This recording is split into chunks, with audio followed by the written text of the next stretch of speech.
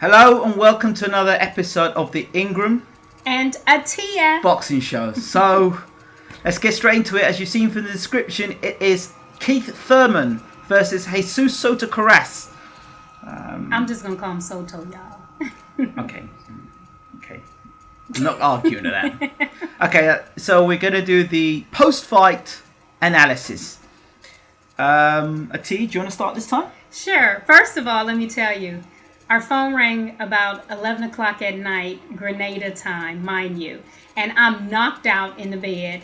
And Ingram comes to me and says, Atia, the phone's ringing. And I'm like, well, answer it then. That's right. Atia's my secretary.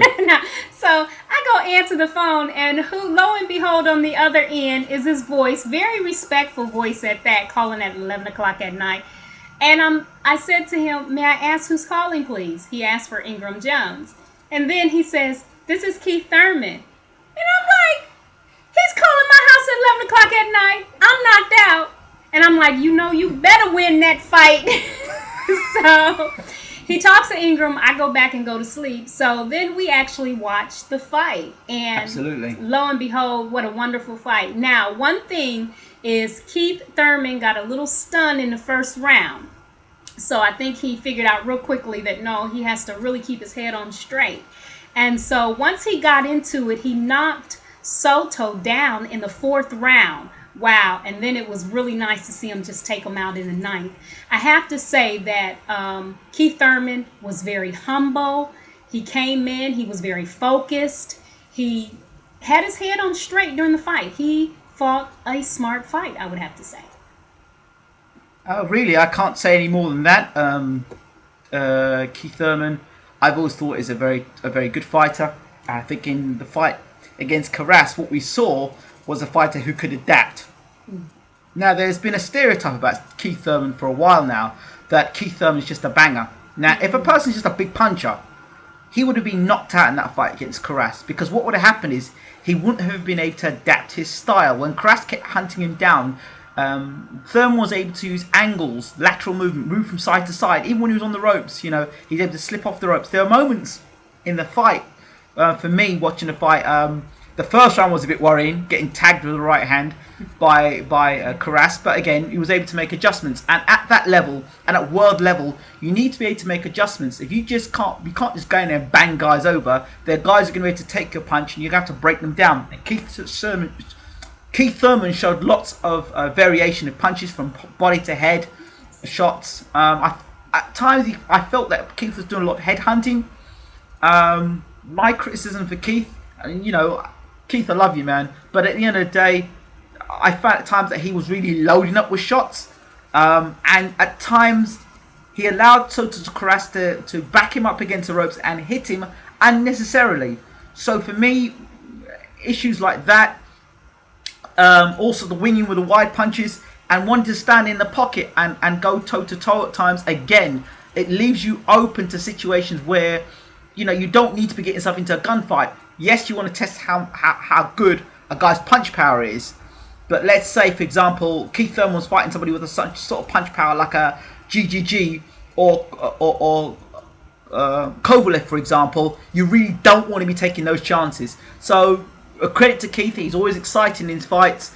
There were moments where I was holding on to the side of my chair and going, "Whoa, what's going on here?" Because Karass was in there.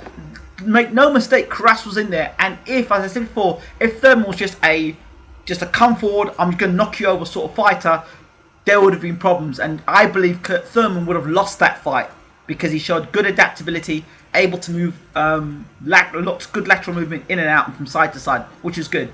What I noticed though is that each round Keith Thurman got progressively better.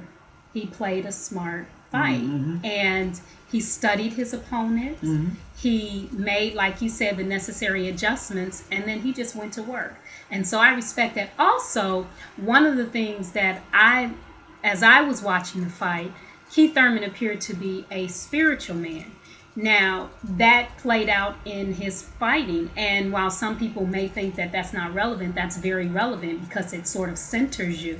The other thing I noticed, though, Soto did in some instances, he fought a little dirty. He kept hitting low. Those were issues that I had. So Yeah, but sometimes fighters use that as a way to intimidate the other fighter in terms of, well, hit you low and try and bully you and rough you up. And Karass's style, let's be honest, he was looking to rough Keith Thurman up and to really test him and put him in a place that he probably hadn't been before. So fights like this are very important in a fighter's career. If you go around, like I've said before, if you go out with a record of 30-0 and you're knocking everybody out and nobody's punching you back, nobody's hitting you on the chin back, nobody's putting you in moments where they're taking your power and throwing punches back at you, if you're not having that, and then you go and fight for a world title, what ends up happening is you get destroyed because you've never fought an opponent that can actually test you. And you don't know how good you are. You don't know what it's like in a difficult moment. And there were some difficult moments for Keith Thurman in that fight. And a credit to Dan Birmingham, who's an excellent trainer in the corner. I think the corner is very key. Absolutely. Because he was able to calm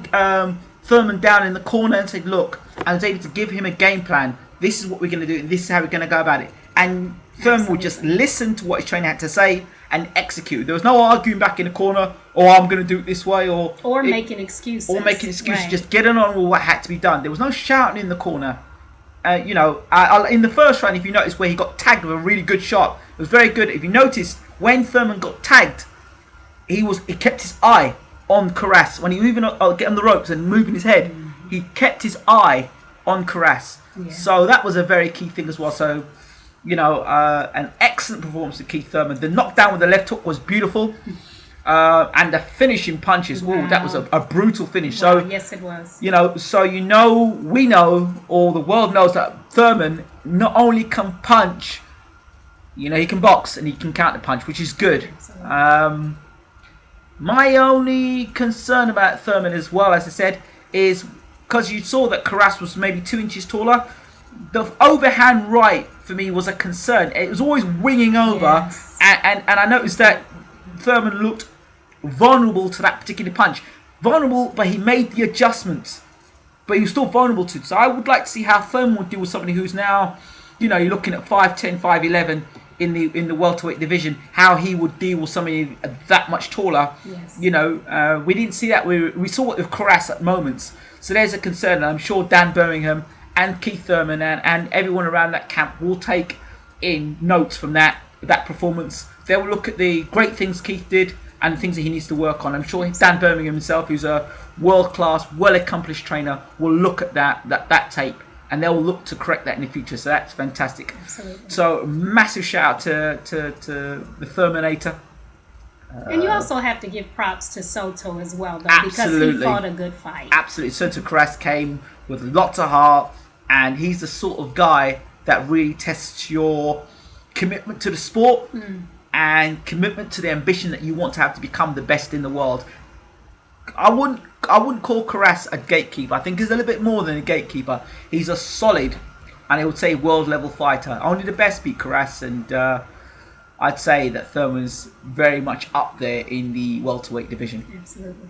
Is there anything you'd like to add to that? Just a world-class fighter, and I enjoyed it, Keith Thurman, so you are forgiven for calling the house at 11 o'clock at night. I don't think it was 11 o'clock at his time. Maybe it was No, like 3 or 4 hours behind us. That's okay, but it was 11 o'clock our time. In Grenada, absolutely. 11 o'clock in Grenada. No problems to me, Keith. We're able to set up and have an excellent interview yourself. For those who weren't fortunate enough to listen to the interview with myself and Keith Thurman, check it out. It's going to be in this video as well. Great interview. It's a great interview. You get to hear a lot more about Keith Thurman. It's I think a 50-minute long interview where he talks about Karass, his career, and a little bit more about himself as outside of the ring. So, Absolutely. Yeah, I think that's about it.